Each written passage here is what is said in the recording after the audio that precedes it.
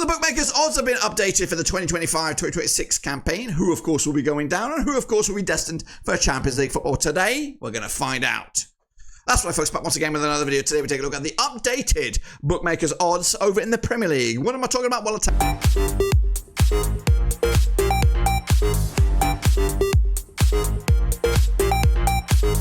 you in a second. If you're new, where you been, smash your subscribe. You want to subscribe for Blackburn Rovers, World Football, Premier League. We've got it all here under one rooski. That's right. We've done one of these before, but it was a month ago, before the fixtures came out, before the managerial merry-go-round came out, of course. Not my predictions, but it's the bookmakers' expectations. What will happen? What am I talking about? Well, I'll show you in a second. Big shout out to the members and the patrons. You know who you are, but let's get cracking and show you what we're talking about. Again, not my predictions. Of course, that's in a separate video, but this is what the bookmakers currently think who's going up and down in the Premier League. We'll start with right at the bottom of the pile here, 20th place, and it is a non-mover from the last time we did a video such as this, and it is, any surprises? Sunderland, that's right, 2001 last time, 2001 this time, so no major changes there. Massive struggle for Reggie LeBree's boys. They've been making some moves off in the transfer market right now, but still nothing to suggest that they're going to do anything but go straight back down into 19th place, and it is Burnley. Thank heavens for that. They had odds of 1,500 to 1. They're also still at 1,500 to 1, so no major movements in regards to that. Into 18th spot, and also not much of a mover, and that is Wolverhampton Wanderers. Seem to be selling a lot of their talent at the moment, with Cunha gone. Of course, the fullback has gone as well, and not many new faces coming in as of right now. So we'll see if that changes over the course of the next couple of weeks, because it will be a make or break sort of stuff for Wolves at the moment. So those teams are going down according to the bookies. Into 17th place, it is Leeds United. They were actually 16th last time. They've moved themselves, actually gone the other way, closer to the drop now. They had odds at 750 to 1 to lift the title last time. Odds of 1,000 to 1 to lift the title right now. So they are only destined for one thing, and that is, of course, well, not relegation, but just to avoid relegation. That's right. Yeah, into 16th place, and it is a upward movement of just the one place for Brentford, which is a surprise. I thought it'd be going the other way. 1,000 to 1, of course. So they were 17th last time, 16th this time, 1,000 to 1. I expect that we did make the video with the announcement that Thomas Frank was about to leave, because otherwise you would tip Brentford and Frank to do well. So of course they're no longer there. They're expected to struggle. We'll see about that. Into 15th place, and it is Fulham, who've dropped off from 14th down to 15th. So a downward spot. The odds have not changed. They are still 750 to 1 to lift the title, but of course the teams in and around them have strengthened. That's right. So again, Silva staying there is massive for the club. He's one of the names also that could have been linked. He's actually linked with the move to Saudi Arabia. That never happened, and now seems to be stuck here. Well, not stuck, but still with Fulham in London to try and keep them moving forward. Into 14th place, it is Crystal Palace. They've moved up from 15th to 14th. Odds of 750 to 1 last time, 750 to 1 this time. They've got European football allegedly. There's a question mark about that still, so we'll see if that's the case. Hopefully it is the case, because I'd love to see Crystal Palace play with this team under this manager in Europe. I think they can do very, very well and possibly even compete for that Europa League, but that's another day. Into 13th place, and it is West Ham United, non-mover. They were 13th last time. They had odds of 501 last time, 501 this time, so no major shake-ups in regards to that. And again, not much movements, I think, for West Ham at the moment in the transfer market. I expect them to make some movements, but right now it's very stodgy in regards to movements and optimism for West Ham. But according to this, they're a mid-pack team. In the 12th place, it is Everton, moving to a new ground. They were also 12th last time as well. They had odds previously 500 to 1. They've not moved. So a couple of non-movers in regards to the Premier League. But I'm sure things are about to get a little bit mixed up a little bit from previous rendition of this video as we get in closer to that top 10. There is some shakers, especially in the middle of the pack. Into 11th place, though, it is, like last time, Bournemouth, 350 to 1, Captain Andy Areola in their helm. They have lost a lot of talent. Hushin has gone, Kirkes also leaving. I think he also lost a couple of other players as well, but got the cash. Hopefully, you're going to reinvest. They've got the right man in charge, 350 to 1 again. He's also one of the names that could have been gobbled up by some of the bigger boys as well.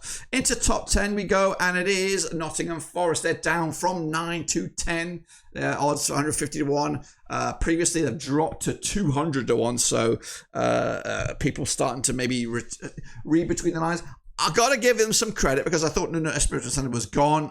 So that's a massive step in the right direction for them to move towards the top half finish. I think if they can keep everything steady in regards to the off the field matters, of course, the owner's a bit of a wild maverick. I think they can finish closer towards European spots, if so. But on the flip side, I also see them that they're losing Elanga to Newcastle. It looks like that's breaking as we speak. Can Chris Wood score the goals that he did last time? I don't know. So we'll see. Into 9th place, it is Brighton of Albion. Now, Brighton were 10th last time, so they've overtaken Forest into that top 9 place. They had odds 250 to 1 last time, 150 to 1 this time.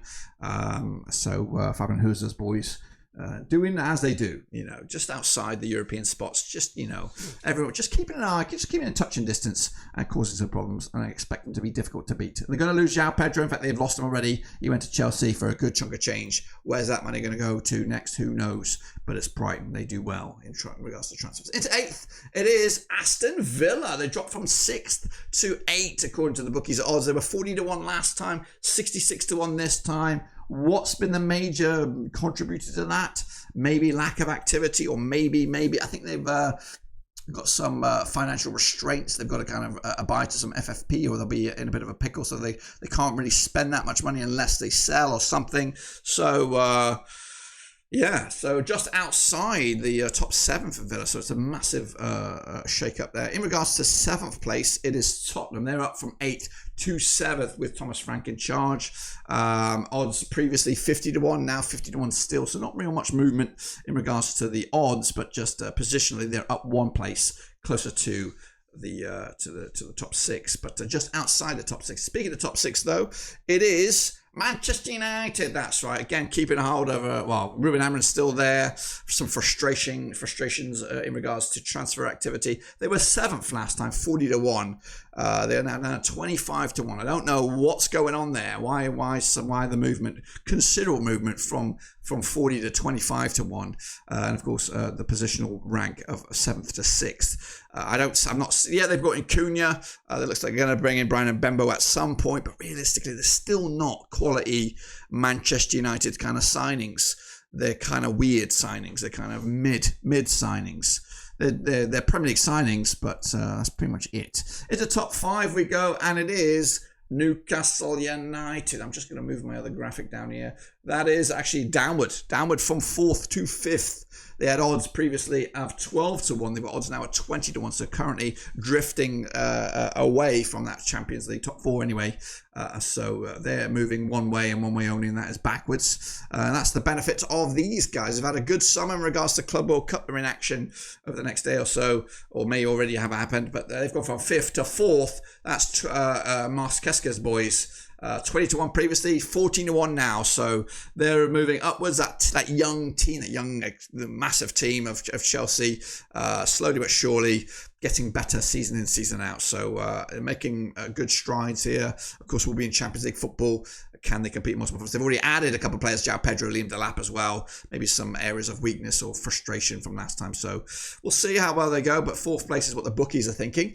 Into 3rd place, and it is also a drop from 2nd to 3rd. It is Manchester City. They had odds at 9 to 4. They're down to 5 to 2. So I think the odds are, they're weakening a little bit. What we're looking at here, 2.5 to 1. Previously, it was 1.75 to 1, or something like that. So they are weakening, and they have weakened from 2nd place to 3rd place.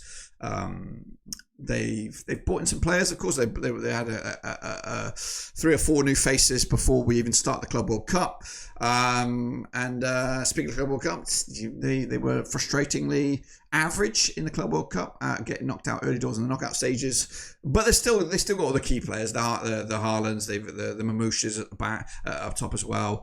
Still question marks about that defence. So will they make extra additional moves? We'll see. Into second place it is, of course. Now Arsenal leapfrogging City from third to second. Odds of 5-2 last time, 9-4 this time. Yeah, taking over those odds from Manchester City. And in top spot it is, of course, as we had it, Liverpool, of course, looking to make it back-to-back titles. 15-8 last time, 15-8 this time. So non-mover in regards to top spot, of course. And they're making some really good moves. Verts, they've got Kirkes coming in as well at the back there. So and others. And I don't think they're done yet. I think they're going to be making some other statement signings. Also some outgoings to really refresh the place up. But anyway, that's it, guys. That's my take, or not my take, but the bookies' take of the current situation in the Premier League, ups and downs. Let me know your thoughts and opinions as we look forward to that and much more. But we'll be back with our own update very, very soon. Until then, we're done.